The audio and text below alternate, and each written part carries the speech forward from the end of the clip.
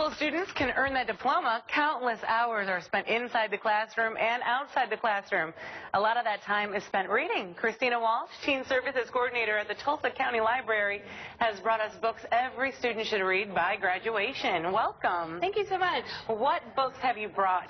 Well, first I want to say that I had a hard time choosing some books because there's no set list of books that high schoolers should definitely read. I just want to encourage them to read because that's going to help their reading comprehension, expand their vocabulary, and really prepare them for college if that's what they do. Because if there's one thing that college students do, it's read and write. So here are some books that affected me when I was in high school and that I've revisited as an adult. So we've got To Kill a Mockingbird, one of the most loved stories of all time.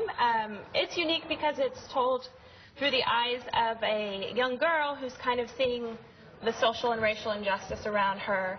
Right. And it's a story of loss of innocence. It's an eye-opener. It is an eye-opener for sure. It's ultimately about doing the right thing and being courageous, so that's a really great book. I brought Frankenstein. I read that when I was 13 years old. It's a creepy one. It definitely explores the differences between man and monster and how those overlap. I brought Hamlet because Hamlet is a great Shakespearean play. Sure. It's one of his tragedies, and Hamlet was basically a moody teenager. So I think that's really relatable. There's poison and swords and almost more deaths than you can even keep track of. So that's a good one. The Absolutely True Diary of a Part-Time Indian is kind of a newer one.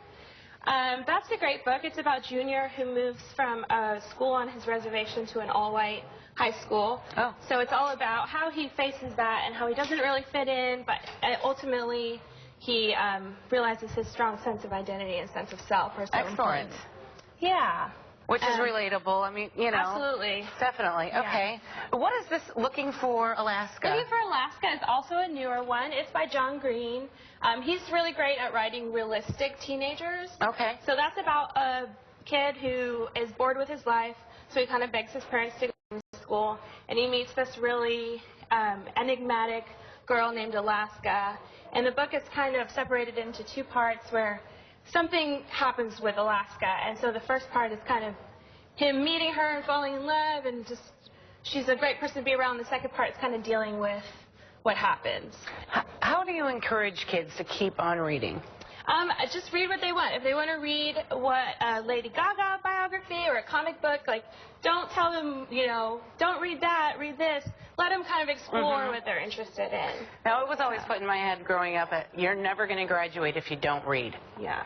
You're never going to get anywhere if you can't read a book. And I believe it's absolutely true. Absolutely. It affects all areas of our life. I mean, it prepares teenagers to deal with complex moral issues later on. Reading is fantastic. And it really is more fun to get lost in a book than it is in the television. Yeah, absolutely. Yes. Yes. The imagination is a wonderful thing. The reading at any age is important. Absolutely. So even if adults haven't read any of these books, I mean, it's a good time to revisit some. So, yeah. Mary Shelley Frankenstein's very good. Thank you so much for joining us. Tulsa City County Library has over 25 branches. For the one closest to you, or to browse their complete catalog of books, visit Tulsa Library.